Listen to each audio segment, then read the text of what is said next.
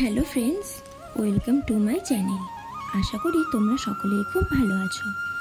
আজকে আমি তোমাদেরকে কবিগুরু রবীন্দ্রনাথ ঠাকুরের লেখা প্রশ্ন কবিতাটি পাঠ করে শোনাবো। মা গো, আমায় ছুটি দিতে বল, সকাল থেকে পড়েছি যে মেলা। এখন আমি তোমার ঘরে বসে করব শুধু পড়া পড়া খেলা। তুমি বলছো দুপুর এখন সবে, না হয় যেন সত্যি হলো তাই। একদিনও কি দুপুরবেলা হলে বিকেল হলো মনে করতে নাই?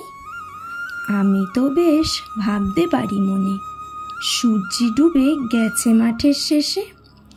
বাগদি বুড়ি চুবড়ি ভরে নিয়ে শাক তুলছে পুকুর ধারে এসে।